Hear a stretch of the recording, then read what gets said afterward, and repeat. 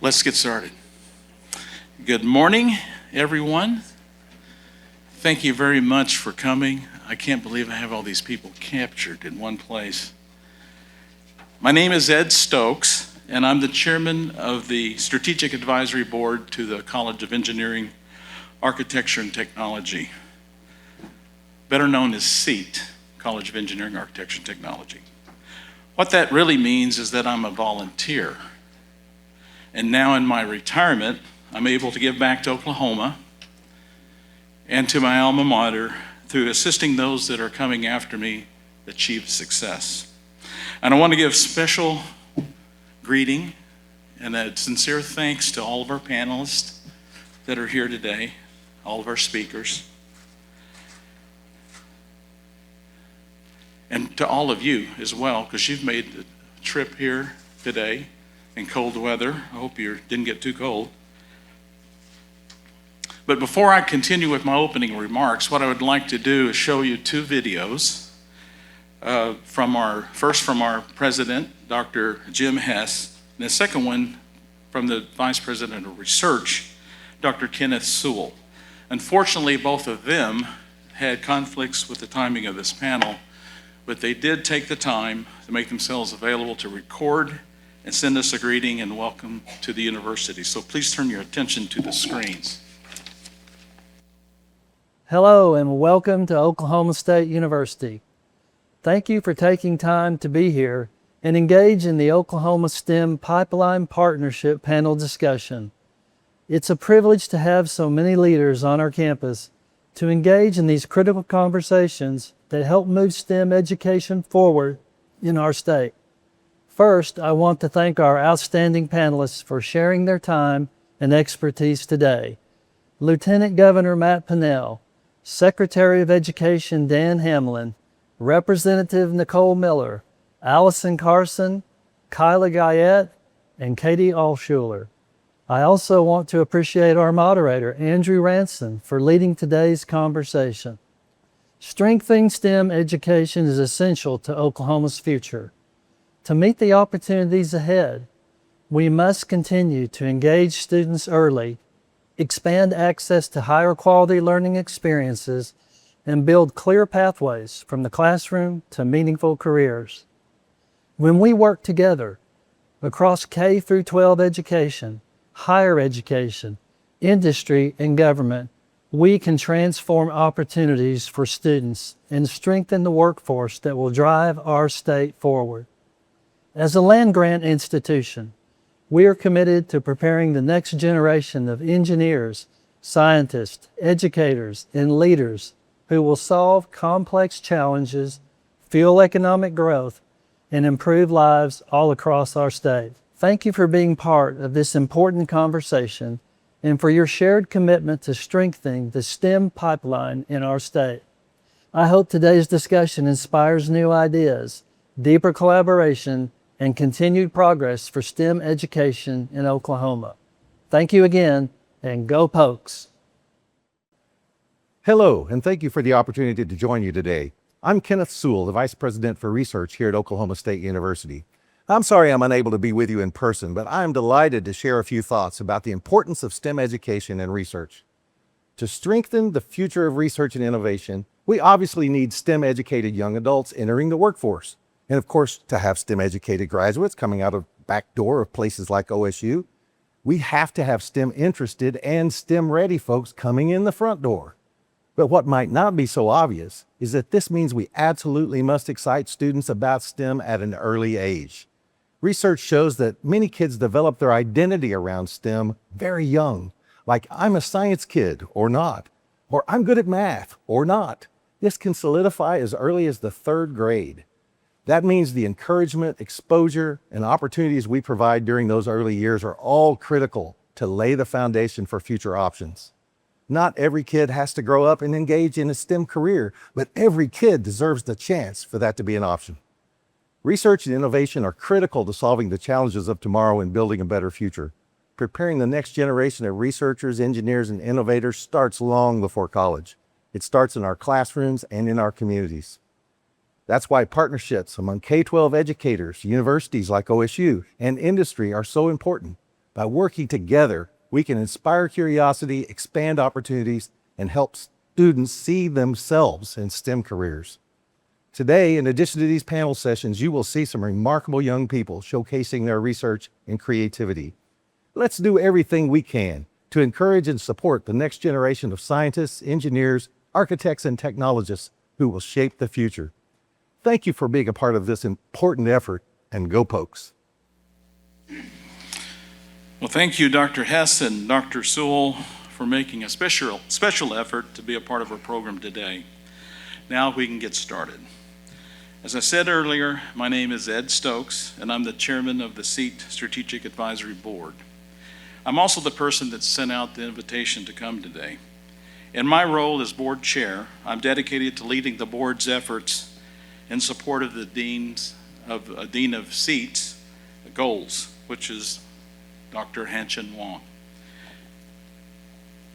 As a land-grant university, one of the areas of emphasis that he has is in helping the state of Oklahoma attract more students to pursue STEM degrees, specifically in the fields of engineering, architecture, and technology, as well as supporting the supply of more graduates in CEAT going into the local economy.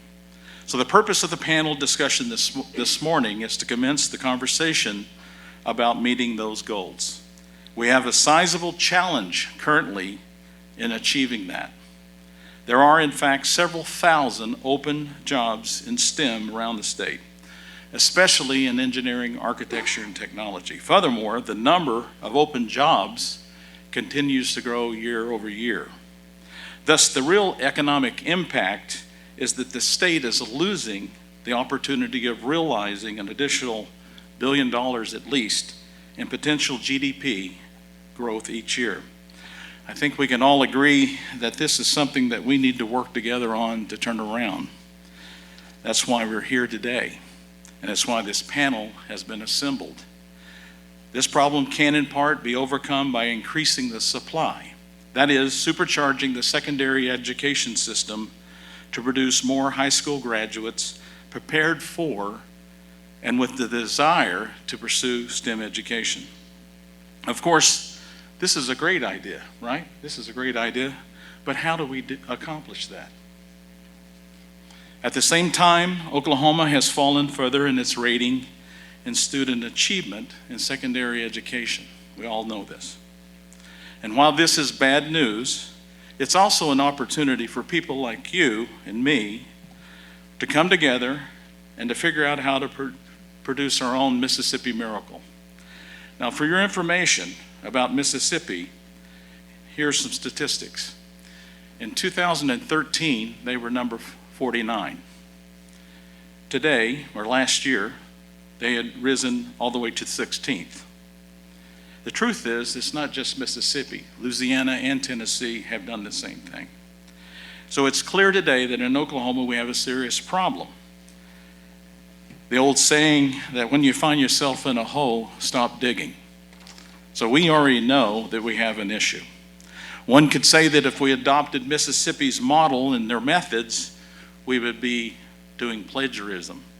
But instead, we would be applying best practices. However, the desire to improve Oklahoma's future education system without commitment and action to see it through are just hollow words. Thus, our panel this morning will be talking about the supply side issue of STEM-bound high school seniors entering college and what needs to be done to accomplish the increase in flow of those people. This fall, we're planning another panel to talk about the retention of STEM graduates in Oklahoma, since up to 50% of the number that we produce in this state are leaving after graduation. This has created another problem, but this time it's on the manpower demand side of our economy. We must also turn this situation around, and you'll be hearing more about this panel from me later on.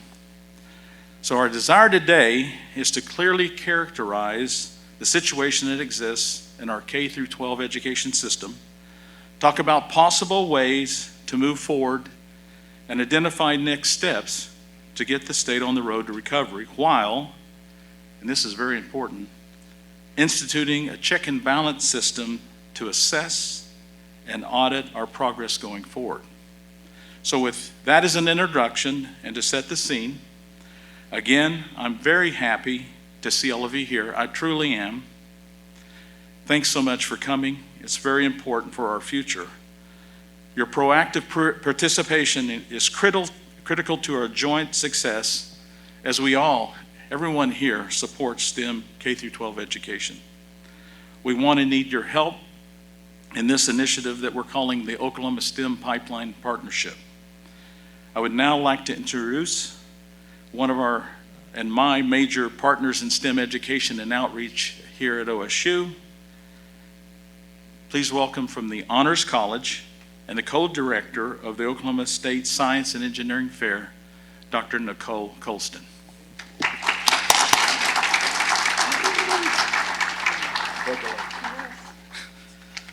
Oh, I'm so thankful for Ed. If we both are passionate about increasing Oklahoma's students' access to STEM, and particularly rural Oklahomans. If you know Ed, that's at the core of him. But good morning, everyone, and welcome to the 68th Annual Oklahoma Science and Engineering Fair. We're a long-standing STEM program in the state with a 8 regional fair science network. Today, OSEF welcomes to campus 205 state competitors, over 140 judges, over 60 volunteers, and 27 STEM exhibitors for our fun zone, because after all that hard work, you need a little bit of celebration. And of course, you all. I'm so glad you're here for the panel. It's wonderful to see familiar faces, partners and supporters of OSEF, and also a lot of new friends and partners, hopefully. What is especially meaningful to me is that there's a judicious blend of K-12 educators, industry representatives, and OSU leadership in this room. So a lot of people are thinking about these ideas in an intense way, and I imagine this panel will leave us all with a lot to think about.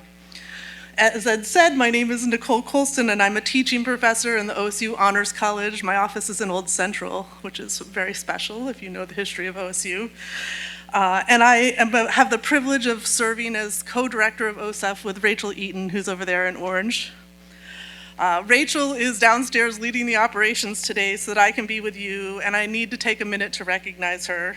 This is our second year working together, and it is really a magnificent relationship of matching strengths and deep commitment to OSEF. So Rachel has been working hard to elevate OSEF by strengthening our partnerships with other state fairs. So she's part of the Science Fair Director Institute, where she's bringing ideas from very successful fairs across the country to us, and leading Team Oklahoma at the International Science and Engineering Fair.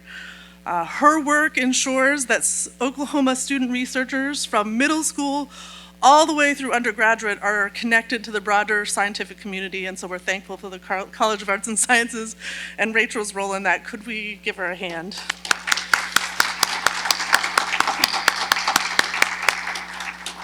While Rachel has worked to strengthen our competitive excellence and national positioning, I've really been focusing on our statewide ecosystem. So I've traveled to the regional fairs, I've been supporting teacher communities of professional development, building mentorship pathways between students, faculty, and industry, and increasing our visibility of the fair.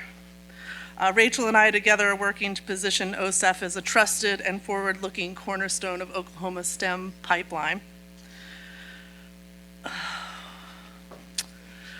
OSEF is one of the most powerful examples of what happens when universities, industry leaders, and K-12 educators come together for a shared purpose. Like I said, we have more than 200 students from 47 schools across 32 counties, all presenting original research, and our numbers are growing every year. These students advance through a statewide network of 8 regional fairs. They're supported intensely by their teachers, their families, and their community members who believe these experiences are important. No We cannot dismiss the role that teachers and schools play in supporting these activities. They represent some of Oklahoma's most promising young researchers and the future of our STEM workforce.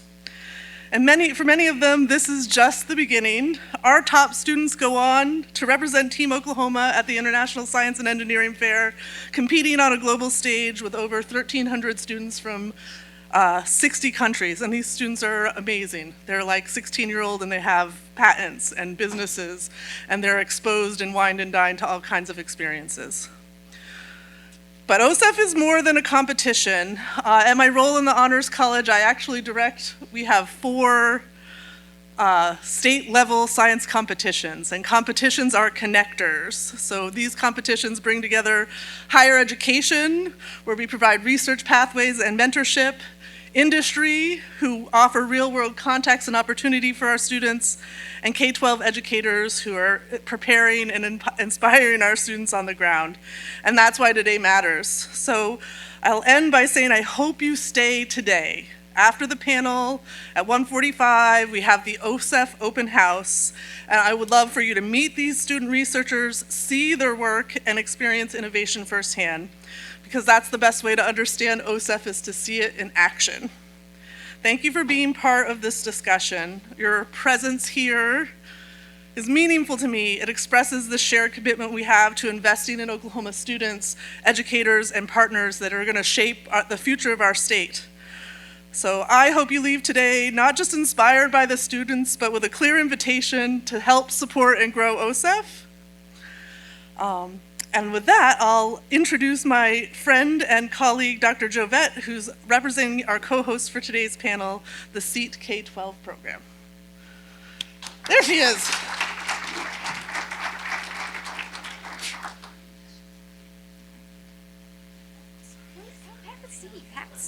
a seat.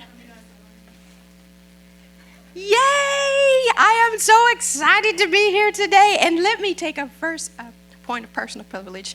In the room today is not only my academic advisor, but also the person who gave me the job after I was an engineer for 6 years. And then I came back to be an academic advisor and coordinator of our multicultural engineering program. Please help me welcome and recognize Dr. Virgil Nichols. Will you please stand?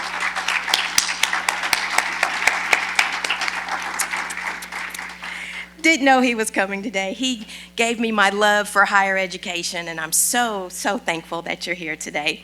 Again, hi, I'm Dr. Guyette Dew, and I'm Director of K-12 STEM programs, and I just love what I do. Today I have with me my colleague, the hardest working person I know. That's Brandy Mays. Can you give her a hand over here, Brandy Mays? She is the best operations manager, and I tell you, nothing gets done and nothing gets on our calendar if it doesn't go through Brandy Mays. That's brandy.mays at okstate.edu. brandy.mays at okstate.edu. Thank you so much, Brandy. You make this team wonderful. All 2 of us, we do it, don't we? She's spearheading a major part of OSEF today, along with Dr. Colston and Dr. Eaton. And she won't be with us here most of the day, but she is doing a major part for the science fair, representing the College of Engineering, Architecture, and Technology, affectionately known as CEAT. So if you hear these acronyms that you don't know what the heck people are saying, that's one of them. So CEAT stands for the College of Engineering, Architecture, and Technology. Thank you, Brandy. So what do? We believe, with Brandy, we believe that engineering is everywhere, and every teacher is a STEM teacher. We go out all over the United States. Okay, that's not true. We go out all over Oklahoma. Last year we did 56 camps. We traveled over 3,000 miles. When we see students, and we want them to get them excited about science, technology, engineering, and math. And we want to make sure they know what the engineering design process is before they leave our camps. So you may have seen our goal is to go to all 77 counties. Now, we haven't gotten there yet, and we hope you'll help us get there. We got about 36 to go. We also hire summer students from OSU to do that, because we're the old people. And the kids want to see young people teaching them how to do science and engineering, and they think it's really cool, and then they have a crush on the intern by the end of the summer. So it's really kind of nice. That's what we do, and we send 3 to 5 teams out every week. That's how we get those big numbers, and we see over 2,000 kids in the summer, and we see thousands during the school year. We go to STEM fairs, we go to STEM nights. Anytime somebody invites us to come, we try to go, because we want to see all these kids be excited about STEM. I hope you'll partner with us and help us continue to go to all those areas around the state. But now, ladies and gentlemen, I want you to put your hands together for the best dean this side of the Red River, Dean Hatchin Wong.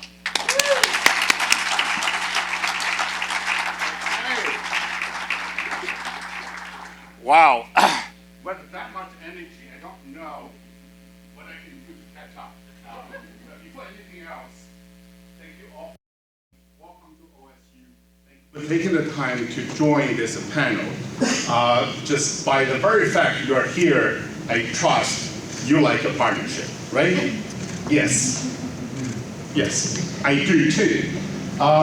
There is partnership in the STEM pipeline, but there are also other partnership I wanted to briefly talk about before touching on the STEM pipeline.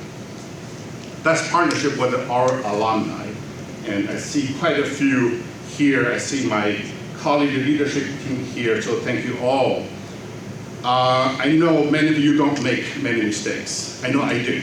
However, I made no mistake in appointing the chair of the college strategic advisory board, and that's sitting here. So once he jumped on the board to be the chair, I shared with him the importance of a STEM pipeline, the challenge we face. Oh boy, he just took it, knocked it off the park. So I had to sit back and cheer for him, and that's what we have today. So as a concrete example, when you look at the all-star panel today, you have Lieutenant Governor, you have Secretary of Education, you have our industry leaders, you have our very own Katie and Andrew. What else could I bargain for? So with the all-star panel, I know we're going to get a lot done today, okay? But let me briefly share what we do, who we are in terms of STEM pipeline effort. First, Oklahoma State University is a Tier 1 research university. It's about 130, 140, fluctuating from year to year. But we are one of the Tier 1 research university. That means we really offer forward-looking, in-demand educational program in addition to research. And in fact, not only we are top tier, we are moving up. Last year, we moved up 5 places in the nation. With all the good people, the confidence I have is that we're going to move up again this year. The rankings, national rankings coming up will be 2 weeks later, and just watch how that is going to be like. We are on the way up. We are top tier. We are on the way up. At the same time, you have heard President Hass talking about land grant. We, Oklahoma State University, we are a land grant university. That means something to us, means many things to us. But one thing is, as a land grant university, we serve the state. We provide access to our citizens, to our children, so they can learn. That is to say, we offer top-tier programs, but we provide access also. Other way of saying that is, we are elite institution, but we're not elitist, okay? So that's who we are. We are top-tier research university in the country, and we are land grant that serve the state. In terms of the STEM effort, you can look at it in multiple dimensions. One way to look at that is focus on our students. In a vertical line, starting from K-12 to college to graduation and so on, we partner. And partnership is the key. So we partner with the K-12. You heard Dr. Duke talking about reaching out to the entire country. Well, we're pretty much the country. So we reach out. We work with our grade school teachers, our community leaders, and in the college we do a lot. We partner with the College of Art and Science. We partner with the Center for Health Science. Together we started the master's degree in artificial intelligence. You all have heard artificial intelligence, AI, that's a forward-looking, that's in demand programs. So we partner along the vertical line of the student career path or education path. Of course, the education path is not standing alone. There is the community that support them. And in that regard, in that dimension, you will see academia, that's who we are. Industry, you see the government, they come together. The panel reflects that partnership, reflects that dimension. We get a lot of support. I cannot, tell you the entire list. Just this week, with our wonderful foundation team, we just received $360,000 gift for STEM work. So congratulations. You have more money to help our students. So indeed, you see we are top-tier research university. We're a land-grant university. We are here for partnership. We have a problem to solve. That's our STEM pipeline.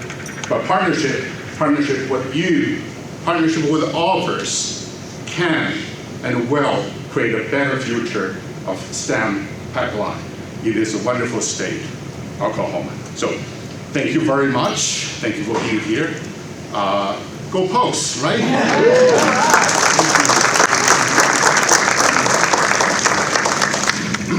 Thank you, Dean Huang. Good morning, everyone, and thank you for being here.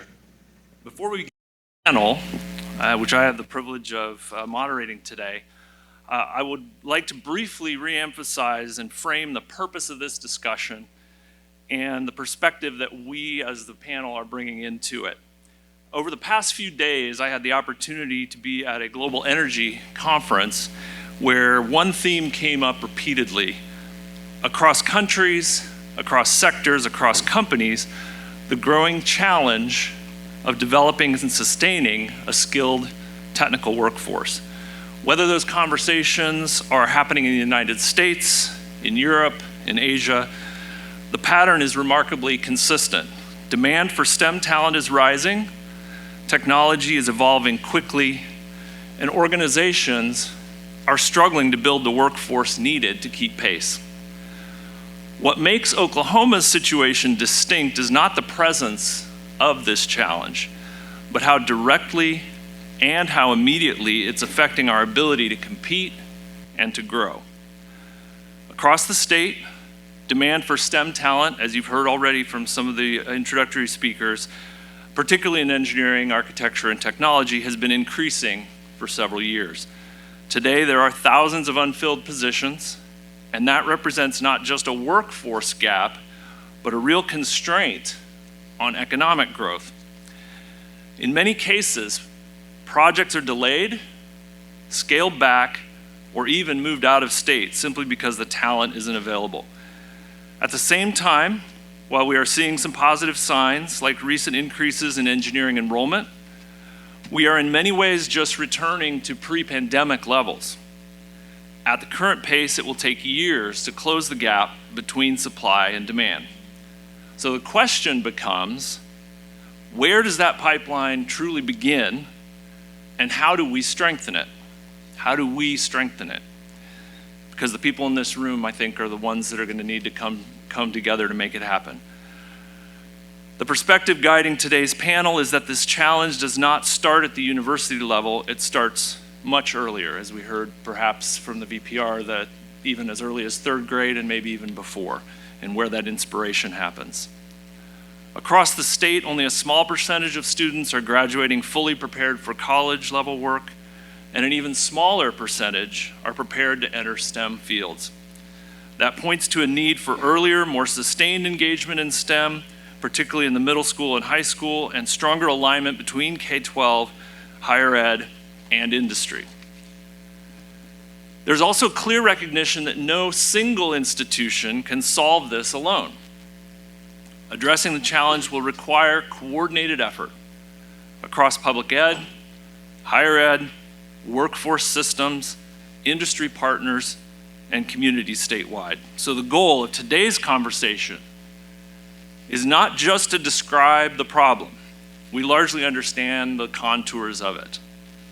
Instead, we want to do three things. First, let's validate and sharpen our understanding of the key challenges in building Oklahoma's STEM pipeline.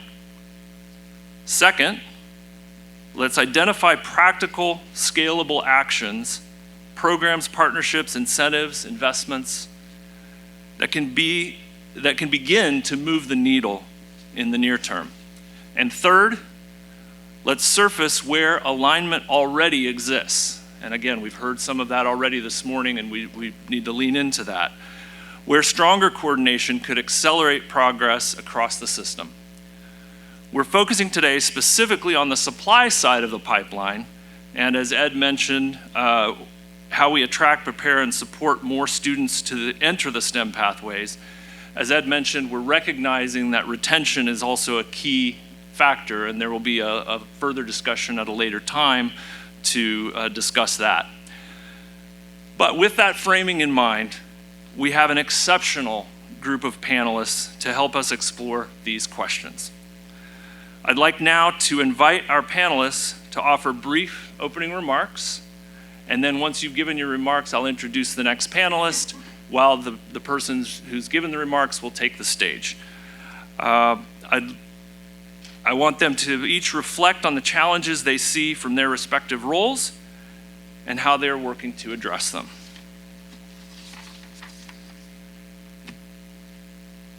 Matt Pinnell serves as Oklahoma's Lieutenant Governor with a clear agenda focused on workforce and economic development. He has been a tireless advocate to improve the state's competitive position and brings a statewide perspective on how talent connects directly to growth and competitiveness. The Honorable Lieutenant Governor Matt Pinnell.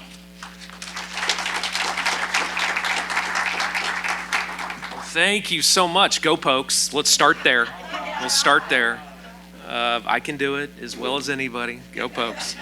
I'm here for a lot of reasons, but one of them is because Ed wouldn't stop calling me. I love getting that narrative. This guy is tenacious and loves STEM education. I'm not joking. We connected a couple years ago. He even connected with my son, who's really the STEM expert. Gotta have leverage. Gotta have leverage. In my family, he's the president of the robotics club at Jinx High School. And again, this is not just a passion of mine as being the Lieutenant Governor of the state of Oklahoma, but selfishly, I care about this space as well because I've got some kids that are going to be the future engineering stars, I hope. Not in America, but in Oklahoma. I'm claiming that right now. It'll probably be on this campus in a couple years as well. So thank you, Ed, for your passion. That's why I think a lot of us are here. And I got real fired up listening to, again, the faculty here. Pretty impressive. As someone who has spent a lot of time in higher ed, in our education ecosystem across the state of Oklahoma the last 7.5 years, you're pretty lucky to be leading this university, one of our flagship universities here, the brand that you have here. I know it's easy for me to say it as a politician being in Stillwater, but I mean it. I truly mean it. The kids that you're bringing in, the working adults that you're retooling, that you're bringing into this campus, then we hope stay here, right? And that's really the point that I'll make of why this moment in time that we are in right now. We are a very popular state today. So being Lieutenant Governor in 2026 and not 1986 Oklahoma, the 80s weren't great in the state of Oklahoma, but we are cooking with gas today. I mean, it is Very impressive, the state that we have built. We're very popular. We're the 9th fastest, think about this, the 9th fastest growing state in the country today, net migration state. More Texans, think about this, more Texans moved to Oklahoma the last 2 years now than Oklahomans that have moved to Texas. And that is, yes, wow is right. We can do this and we can do this, right? We can do this, we can do this. And by the way, I love it when Texans show up on this campus, get trained up here, and then do what? Go to work here in the state of Oklahoma. Can I get an amen? We want those kids on this campus as well, and any other campus across the state of Oklahoma. What I'm getting at here is we have a responsibility as Oklahomans today. A moment in time as a state where we're as popular as we have ever been. Our economy is good. We got money in our rainy day fund. Thank you. Where's Representative Miller? Right here. Thank you to our state legislature. We've got a moment right now, and we got to capture it, because you don't know how long these moments are. Yes, we can talk about the Mississippi Miracle. We can talk about some other states. There's some good stuff happening there too. What I'm telling you is we have really an environment. We've got all the talent. Yes, the pipeline, we're working on it, but we've got to take advantage of it. And if we don't double down on STEM, again, you've got a gap between 3 to 4 million jobs across this country by 2029, again, in these STEM-related fields. And I am someone who puts an A in that word as well. I want you to hear that from me. The arts, the humanities are coming back, ladies and gentlemen. In particular, because of what is happening in this world today when it comes to artificial intelligence. We may not get into that too much, but I'm a STEAM guy as well. And we want to lead the way on it. And when we can bring this ecosystem together, again, I can tell you right now, our Department of Education will help you get to all 77 counties. Done. We can, but it's hard for me to know where I can address those things until we show up in rooms like this and connect the dots with all of these amazing leaders. So it's one of the many reasons that I'm so excited about being here, because I've done a lot of these events the last 7 years, and I know this will lead, this panel, this day, this will lead us again, making sure that pipeline is everything that it needs to be to grow, continue to grow the state the right way. So I look forward to the next couple hours being here with you on this panel. Thank you all so much. Thank you very much. Dr. Dan Hamlin is Oklahoma's Secretary of Education, focused on how policy translates into classroom reality across the state.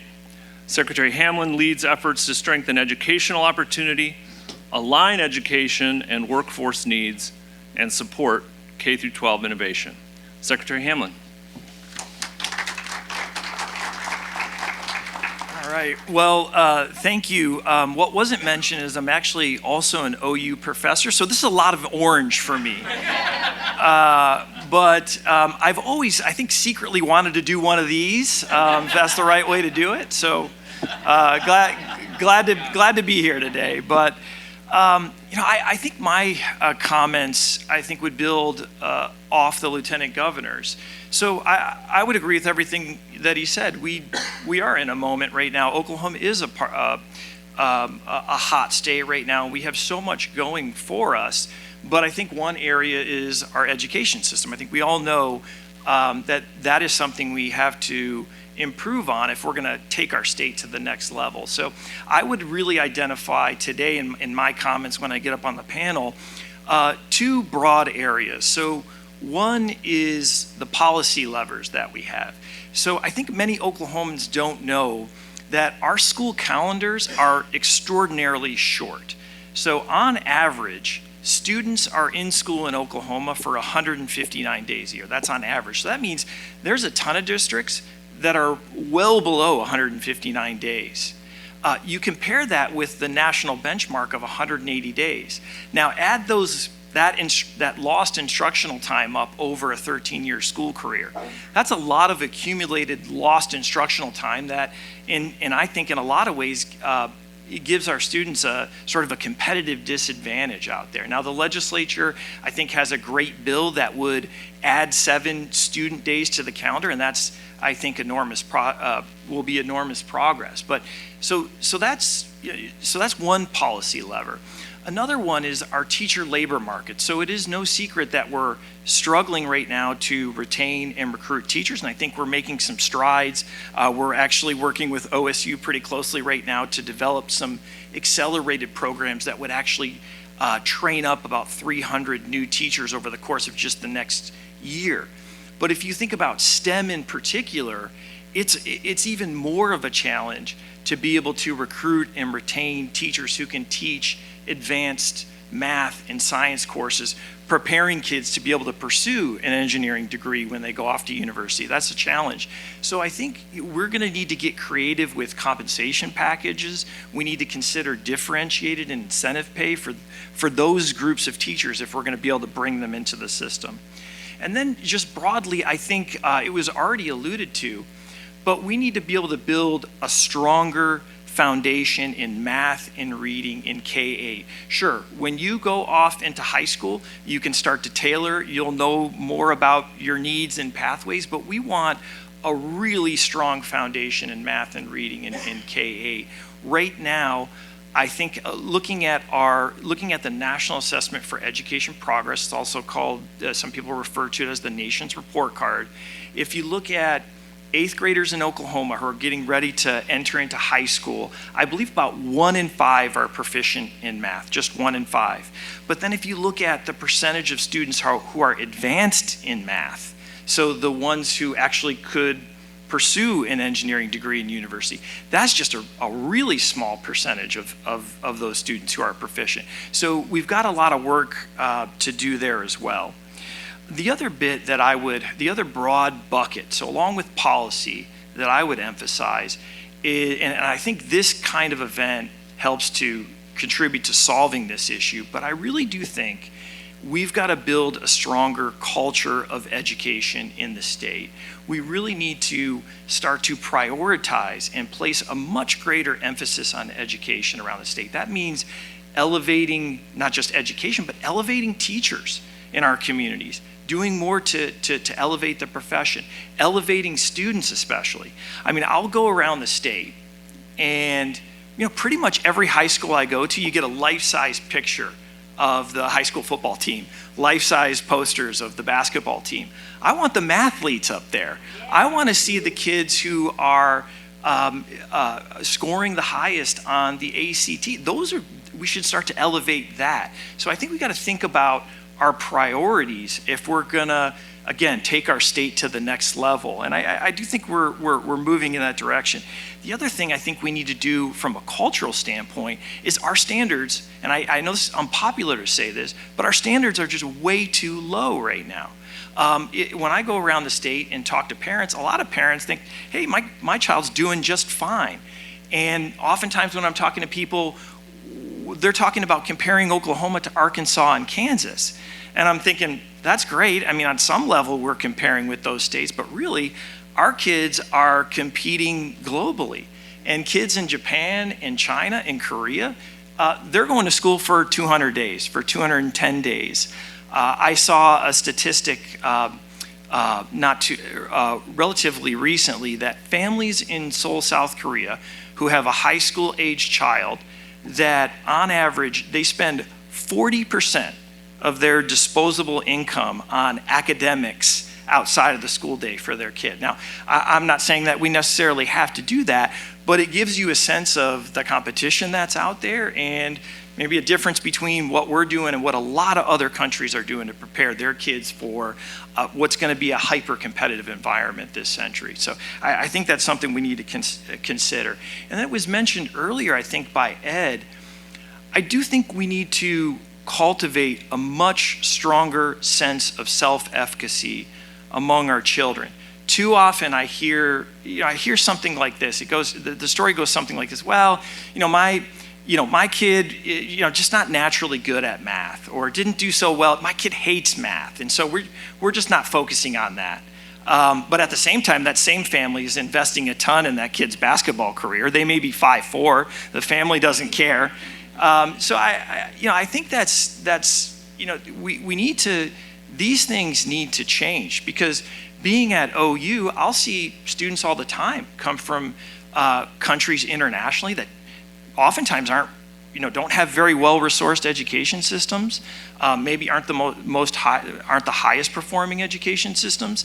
Some of these students come, they have limited English ability, and they go into they persist in engineering programs, knock it out of the park, and a lot of it is just their belief in themselves that they can and should be doing something bigger. And I think we've got to get more of that here. So again, I think the culture, the policy, those two things are interrelated, but I would attack this issue from those two angles. So, all right, that's all I have. So thank you. Thank you, Secretary Hamlin. Representative Nicole Miller serves in the Oklahoma House of Representatives. In the legislature, she has advanced transportation and aerospace innovation, helping position Oklahoma as a national leader in aviation and infrastructure, and plays a key role in shaping policy and funding decisions that affect education and workforce development. Representative Miller. Well, thank you for having me, and very honored and privileged to be amongst the people here in this room and on this panel.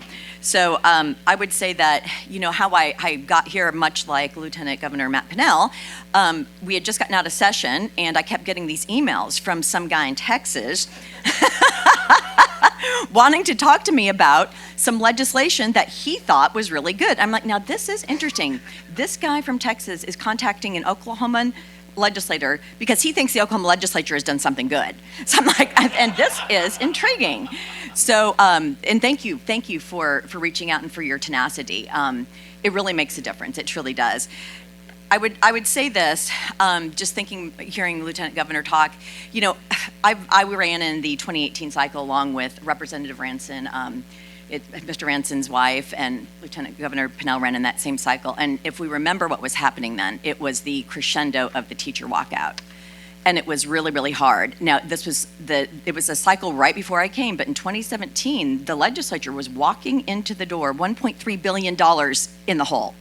That means that you are cutting agencies it's just by how much. And you're doing everything you could do just to hold what we call core 4, and education is one of those, trying to hold them harmless. And I will tell you the whole reason, and not that I need to get too much into this, but the whole reason why I ended up running for office, I never thought I would run for office a day in my life. I've always been a staffer, a support person. But I saw what was going on, and I was working for the State Department of Veterans Affairs at the time. And I was like, we can't at this point even deliver the programs and the services that we have committed to the veterans of the state to do. What is going on here? And at that same time, it was juxtaposed the fact that my husband was a 20 years Air Force career guy, and we chose to retire in Oklahoma. And I just felt very strongly that I want more people to choose Oklahoma, and that they should be able to make sure that we should be able to make sure that our kids and our grandkids can stay in Oklahoma if they so choose. They should not have to go out of state to find jobs, because we were truly at a crisis point. And so instead of asking why me, I asked why not me, and got into the race, and here we are. But the reason why I say that is to the Lieutenant Governor's point, it wasn't that long ago. It was not that long ago. It's 7 years ago. I'm in my 8th session, 7th year serving, 8th session, when we were $1.3 billion in the hole. And guess what? We've turned it around, because it's taken a lot of people deciding to come together and to agree and to have courage and commitment to turn it around and make a difference. And he's absolutely right. Now we do have arguably $5 billion in our surplus funds and such. That is absolutely true. But it's because a lot of people came together and had courage and commitment to do it. So when Mr. Ranson asked, where do you think that the issues are, and the crux of it is, to me, it's absolutely courage and commitment. The really, really cool thing is that where we are right now is so incredibly different than where we were, right? And to the point that Mr. Stokes was reaching out, he reached out because I had done a bill, and it was the civil engineering tax credit. I see some civ people in the room. Where are you? Where's my civ people? There they are. Yeah, yes. And long story short, when you're doing tax credits, it's not easy to get 150 people essentially is what you're doing. Now, I'm only one of 101 in the House, but to get them to agree that that's a good idea. And especially in the times of, we've come off of, the pandemic, we're kind of leveling out now, but we're trying to right size and figure out how we go forward. And I think everyone is very, very attuned, as we should be, that we don't want to pull against our revenues. So that means, as a legislator, you've got to convince pretty much 150 other people that if we're going to pull against our state revenues, that it's a good idea. And that is a really hard sell right now, because we're all so focused on making sure that we don't get back to where we were. So here's the thing. On the civil engineering tax credit, and then at that same session, as last session, I was the House author on making sure that we held tight on what we had done on the aerospace tax credit. So it's important anytime we do that we look back and say, is this actually giving a dividend to the state, right? We always have to review them. I'm a big fan of that. We have to have sunsets on them. We have to review them and make sure that they are as an ROI to the state.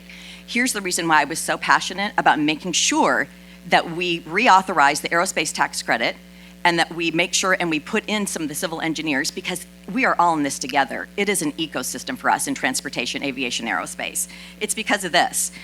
In 2009, when that original aerospace tax credit was done, if you look from 2009 to 2006 now, and we just reauthorized it, it's an estimated $1.5 to $2 billion to an economic impact over that size of time.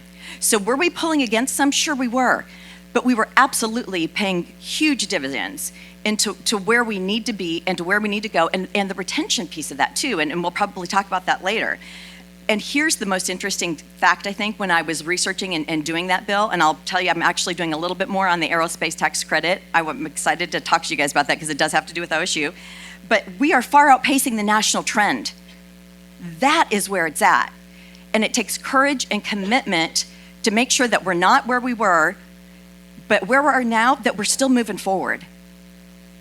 So I'm so thankful to be a part of this team and to be here today and make sure that we are still moving forward, and that we are right-sizing where Oklahoma needs to be today and looking to the future of where we need to continue to go, and that all of us together as a group have the courage and the commitment to stick with it and keep moving forward.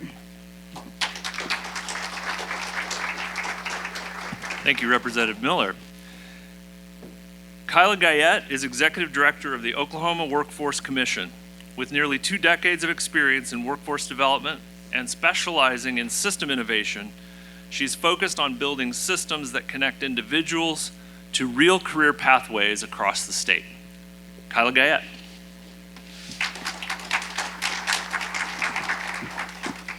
So thank you so much for having me. I'm really excited to be here and talk about this. The Workforce Commission is a relatively new state agency, so I give a little background on that whenever I talk. A couple of years ago, some really high-priced consultants came in and did a deep dive into what's happening in our workforce ecosystem. And one of the things that immediately came out was that we have a lot of people doing workforce, but nobody's leading it. It's kind of everybody running in separate directions, doing really good work, but no one is actually pulling it together. And so the Workforce Commission was created for that. And so we're kind of the front door for workforce activity around the state. We have a couple of different responsibilities, but I think one of the most important ones, when I came to Oklahoma, probably my first week on the job, everybody was talking about return on investment. And I said, okay, great. What is our annual investment in workforce development? It was crickets for 10.5 months. And so I started doing that research. And to many people's surprise, we actually spent $1.8 billion last year on direct workforce investments. When you get an education and you add those things, it's $9.87 billion that we spent. So it's not an idea of funding. It's where are we putting that funding and how effective is it? So the Workforce Commission is also in that space of laying out for everybody. You can go to our website right now and find out every agency and where that 1.8 is actually allocated and what it's allocated for. We're gonna go in and put some metrics to make sure when we say we're giving you money to produce teachers or nurses, that that's actually happening, and how well is it happening. Because what we want to do is make sure we are figuring out those things that are really impactful, that are working well, providing dividends to Oklahoma, and magnifying those things, but then also identifying the things that maybe should be sunsetted because they're not providing the same level of investment, or our workforce has changed in a capacity that's no longer our top priority. We also are serving in the capacity of advisors on workforce policy, workforce practices for our legislators and our elected officials. There are 28 agencies, just state agencies, that receive workforce dollars. And so that's a lot of coordination. And we then add in all of the private work that's being done, our philanthropic work. So it's a huge ecosystem that we are now trying to organize and orient in a way that is on two separate tracks at the same time. We have to be thinking about the jobs of today, filling the roughly 357,000 open jobs that we have today in Oklahoma, but then also be thinking about what are those jobs going to be 5 years from now, 10 years from now, and that's the predictive piece to ensure when we're talking about K-12 education, we're training them for the jobs that will exist 5 years from now and 10 years from now. We're in a really interesting spot right now because it is all prediction at this point, because the world of work is changing so rapidly with automation coming on board and all of these things. We're trying to figure out where to steer that boat. And so it's important that we are in rooms just like this talking about how that is going to look for us here in Oklahoma so that we can stay competitive, so that Oklahoma remains a place of choice. We want to be the hub of all things economic development here in Oklahoma, and it's part of my job to recruit companies and to explain to them why, but it's also my job to help students understand why should I stay here, because that's just as important. So the Oklahoma Workforce Commission, we are laser focused on doing that every single day for all of you. I get up every morning and say, how can I make Oklahoma better for today, and how can I make it better for tomorrow? And that's what we're going to continue to do. So I'm happy to be part of this conversation today. STEM is one of our top priorities. We have a couple of things. We released a workforce report for Oklahoma. It's what we should be doing in the next 5 years in Oklahoma. It's a little bit of a strategic plan, even though I hate that word because strategic plans tend to live on a shelf. But it is a report of what we'd like to see happen in Oklahoma over the next 5 years. And career launch, I'll talk a little bit about that. STEM degree credentials, competency-based education, all of these things are part of that plan. So I'm really excited that we'll get to talk about all of that today and hopefully continue to talk about that in the future.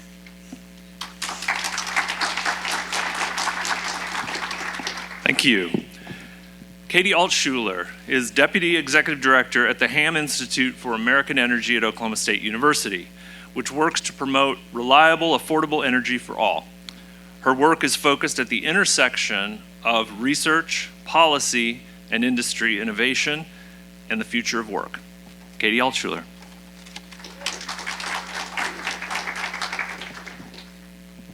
Way down.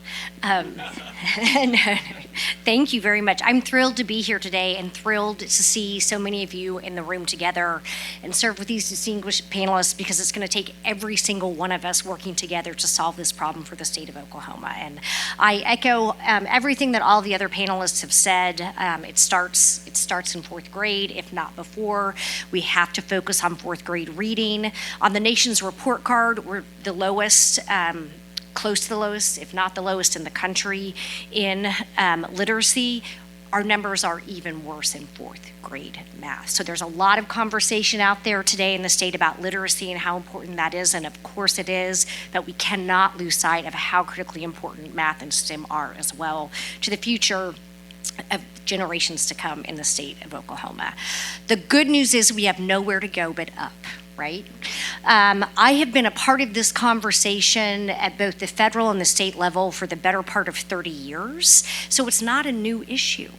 It is going to take incredible commitment and resolve to raise the expectations and the standards for our students. We have to empower them.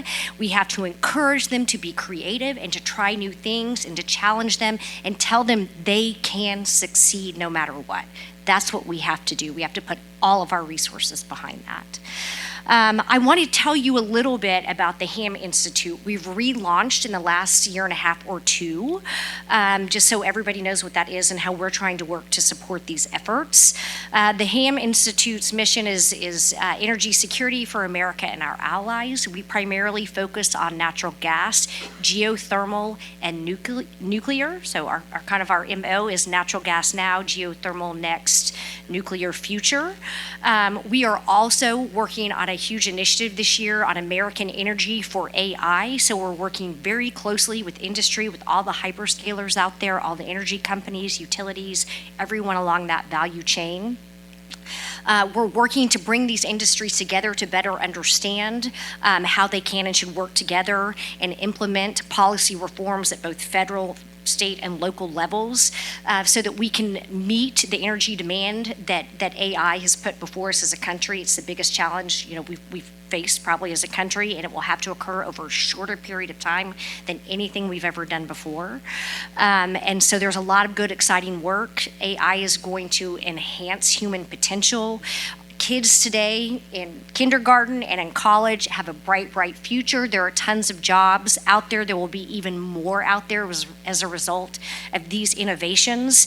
And we at the Hamm Institute are working to ensure that Oklahoma State University has a piece of that Oklahoma has a piece of that. And in order to get our kids to stay here, we have to grow industry. We have to diversify our economy in Oklahoma, and we're making great strides in that direction, but it's still not enough. If you want someone to stay here or move here from another state, they don't need to have just one opportunity. They need to have lots of opportunities that they can choose from. And so that is also a critically important piece of this puzzle, and I look forward to talking more about it on the panel. Thank you. Thank you very much. Allyson Carson leads the Oklahoma Defense Industry Association, a statewide network connecting defense, aerospace manufacturing, military, government, and education partners to strengthen Oklahoma's national security ecosystem. She leads ODIA's workforce initiatives, partnering with career tech, universities, and K-12 programs to build talent pipelines and hands-on learning opportunities. Allyson Carson.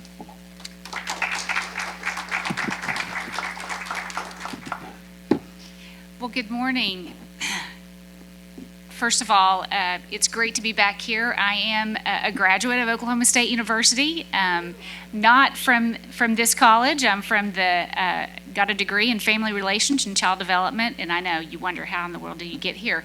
I've said that throughout every single part of my career path, but I will say that it is just an honor to be here, honor to be a part of this panel, and like the rest, all of us are here because of this guy right here, and it is such a great chance to be able to get all of these parties together. So I'm excited to be about that. Are there students in the audience at all? Awesome, great. Well, again, as the executive director of the Oklahoma Defense Industry Association, we are a young organization. We are just finishing year 4. And so our organization is not like any other startup. I mean, it takes a lot of blood, sweat, and tears to start something from nothing and get it up and going. But that requires a lot of partnerships and being able to leverage those partnerships and work together, because as others have said, you can't do anything by yourself. And so that's what we have done with ODIA and the Defense Industry Association. And before I make any more comments, I do want to say too, for our organization, we are a statewide 501c6. So we're just like a chamber or anything else. But I will say within our membership structure, with our academia memberships, those are free. So I would say all academia, I would say even, our K through 12, any educator that wants to be a part of our ecosystem would love to have you there, because I see There is a lot of amazing stuff happening in the national security space. And as others have said, there's so many pockets of stuff, and it's really hard to know what all is happening across the state. So we're trying to be a part of that and be able to facilitate kind of that unified voice and make sure that when we hear of things happening, that we can be a connector of people and of resources. So, so again, I'll start with this. You know, when you think about aerospace and when you hear that word, what do you picture?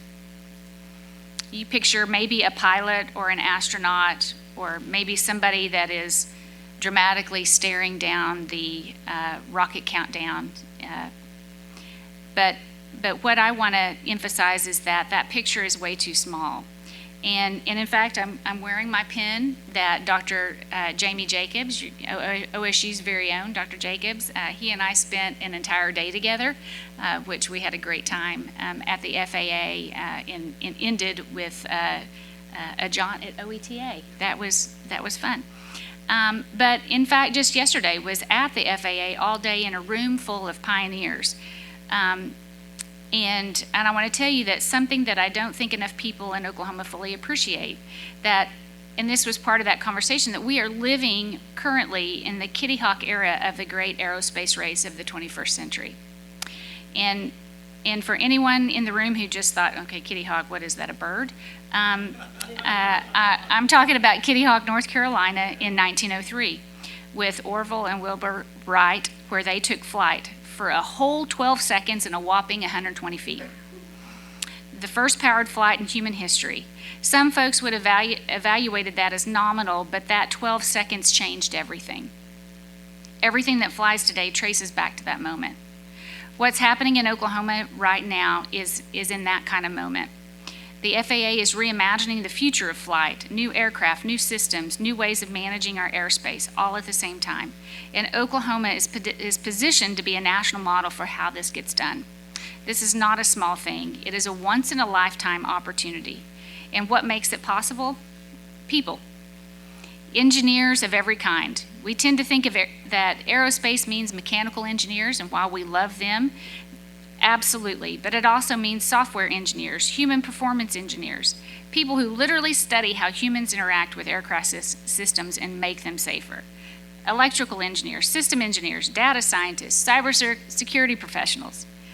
But let me give you some numbers because I think they tell the real story. Oklahoma has over 5,000 open engineering technology positions right now and produce about 1,200 graduates a year to fill them, and half of those graduates leave the state. So we're filling those 5,000 openings at roughly 600 a year. The gap doesn't close for over 8 years, and the jobs keep growing.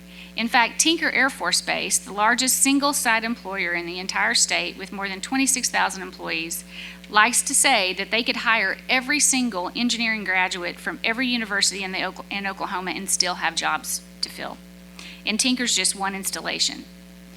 But what makes the number even more critical is that only 6% of high school graduates are currently ready to pursue a STEM degree when they walk across that stage. 6%. So the pipeline problem doesn't start at the job posting. It starts right here. In the classrooms, in middle schools, in the moment a kid decides STEM isn't for them because nobody's shown them what STEM actually is. I can tell you in middle school, my math teacher, pretty much looked at me and was like, yeah, good luck, girl. Just smile and wave. And I will tell you from this point on, even to this day, I will say I am not good in math. I don't know if I am or not, probably not, but still.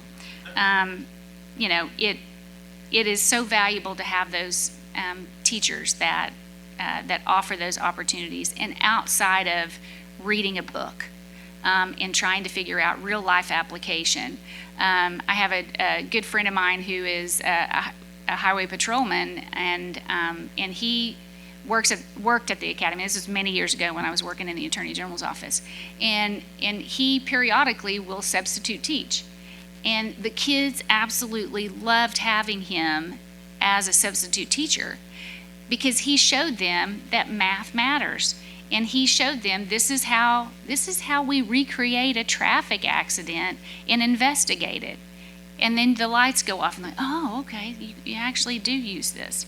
So it's so critical to have those folks who truly show you ways that bring math and other the arts, STEAM. I love that too. So as much it's a storytelling problem, and I think that's something that we can fix. And I know Lieutenant Governor Pinnell has been tackling that for the past 7.5 years, not just in the STEM education, but just Oklahoma in general, and really elevating and showing folks that there is a lot going on here in Oklahoma, and we need to do a better job of telling our story. So the real story that every student needs to hear is that you don't have to leave Oklahoma to do something extraordinary.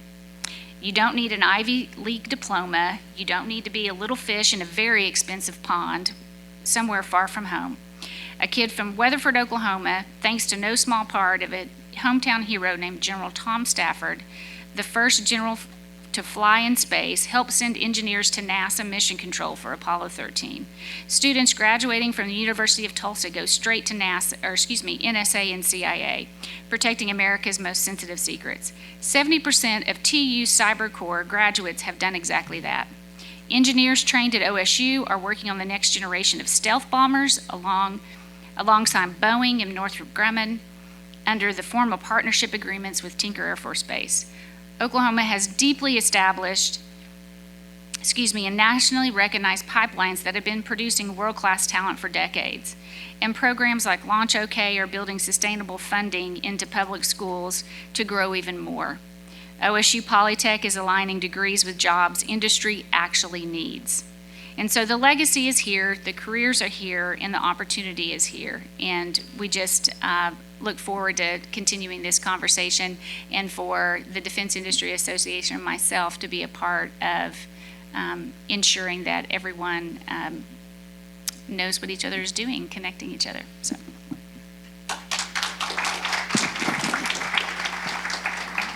Thank you very much. So thank you for those perspectives. We've heard perspectives across policy, across industry, partnerships, and moving into outcomes. Let's shift to a more interactive discussion. And so let's start with the policy and systems lens. And I think I want to start with Representative Miller, since you spoke specifically of the tax credit items and some of the budget areas that you've been working on. But again, I want to focus this first segment of about the next hour of our discussion on the policy lens. Representative Miller? Yes. So we framed this as what are the policies, incentives, or investments that could most meaningfully impact early STEM learning, and what would it take to actually implement them? You know, it's going to be a recurring theme, obviously, you're hearing from me right now of courage and commitment. So this is really interesting. So I have a son who's 20 years old. He's a sophomore, but we call him youngster, and he's at the Naval Academy in Annapolis, Maryland. And he was actually going to go to OSU right before he got accepted. He's at OSU, and he's going to do aeromechanical and go to ROTC here. So go Pokes on that one. But anyway, it's really funny because I was on the House floor, was it just yesterday, I think it was? It all runs together. And, you know, normally from him, I get like one-word answers, yes, no, you know, and to my 10,000 texts to him. And so the kid's calling me. I'm like, well, this is something's going on here. So I jump off the House floor, and he's doing the FaceTime, and he wanted to tell me something about his roommate, whose name is Tip from Mississippi, of all things. And he turned it around to show me that Tip got some glasses. I'm not sure why, but I guess he wanted to make sure they wanted to ask a woman if he looked good. And I'm like, I guess that was the best thing they could come up with. So anyway, he turns it, and above Tip's rack, his bunk bed there, was the Mississippi flag. And a while back, our son had asked us for an Oklahoma flag for his too. But when he turned the phone around, it was just so impacting and so surreal to me, because that very morning, we had done the second part of the Early Reading Act and the making sure that, you know, the third grade reading retention and what that all looked like. And I'm sitting there thinking, you've got these two kids, because my son was in second grade when it came up the first time, way back when we had just moved here and only been here a couple of years. And I know all the moms were or parents I should say, were so worked up about this third grade test and how horrible it was and blah, blah, blah. And I'm sitting there looking at Tip, and I'm thinking, this kid is the exact same age as Hutch from Mississippi, and he actually had to take that performance test. And look, you've got like two kids, different states, different tales. But I was talking to Tip a little bit, and this kid's also the national grand champion from Mississippi, the chess wizard. And I'm kind of going on about this a little bit. But here was the thing I was thinking of. The only real difference there is that one state decided to stay with it and to courage and commitment when it was hard, and the other one didn't. And we're now kind of having to backtrack on that and say, you know what, maybe this did work, and maybe we do need to do this. Now, is it going to look exactly like another state? No. But I think that that's absolutely where we're at right now, of the retention and what that looks like, and putting the money into the programs of the early literacy. The second thing I would tell you is this, and we don't talk about nearly as much, but Representative Chad Caldwell, really good member, unfortunately he's turning out. Last year, he did the math, basically the same thing that the early reading retention, he did the math version of it. And he did a few updates to it actually yesterday too. And it is the exact same thing, just in that form. And yes, we have to be able to read to do math, but we actually have to do math to move forward on anything, right? And so I thought that was just so brilliant, and we've really got to have both oars in the water there. So it's going to take the right program, sure, the right people, the right commitment, and quite frankly, it's going to take the right funding. Thank you. So Early Reading Act and basically staying committed to see it through over a long period of time, not just one election cycle. Yeah. Secretary Hamlin, could you please bring your perspective? How do you see it from your seat? Well, I would agree with a lot of what the representative just said, but what I always go to is what's really the high leverage thing we could be doing? So if you think about a child's outcomes beyond just the natural ability of the child, excuse me, the most important home-based input is obviously the family. So I think that's one area where we could do more on the policy side, and I think where we're trying to do a little bit more is to find ways to help families help their kids learn at home so that we're co-producing outcomes together more. It's something we have not done a lot of in this state, and it's something we're trying to change. A lot of families, if you look at surveys of Oklahoma's families, they often will say, we want to do more at home with our kids, we just don't know what to do. So what we're trying to do is create those supports to make that happen, because that could be a very highly effective tool. The other piece is, if you look at the school site, by far and away, everything pales in comparison to the classroom teacher. So if we're not able to attract high quality teachers to the classroom, it's going to be very hard to really affect student outcomes in ways that we want to. So again, I think what we need to start exploring in the state is we need to get more aggressive about incentive and differentiated pay packages for teachers. So if you're going to be teaching in a high poverty rural and urban school, there should be a premium for that. If you're going to be teaching in an advanced STEM subject where we can't find anyone, there should be a premium for that. If you're growing your students at a high rate across the year, there should be a premium on that, so that we're rewarding folks. Because I see young people in a college of education all the time, and they look at the step-by-step pay schedule for teaching, and that's just not attractive to a lot of young people. That doesn't excite them at all. I was speaking recently with a teacher from Oklahoma who actually teaches down in Texas. In Texas, they have a very well-developed performance and merit and incentive pay program that they've been working on for almost 15 years down there. He'd rather be in Oklahoma where his family is, but instead he's in a suburb of Dallas because he gets a $25,000 pay bump every year because he's a really high-performing teacher. We don't really have anything like that here. Fortunately, this session we do have a performance pay pilot bill that's working its way through the legislature, so I think we have representatives who are addressing that issue, but we also have, I would say, a long way to go there. Programmatically, I also, beyond just trying to supercharge our families and our teachers, I think programmatically there's a lot of things we could do to get creative, to help kids get to the next level so that engineering actually becomes a possibility, something that's actually in their field of view. Many of you maybe have heard of high-impact tutoring or high-dosage tutoring. And we're doing that. The state has invested in that. We're doing that across the state. We target it almost exclusively to kids who are underperforming, which is great. We want to help those kids get better.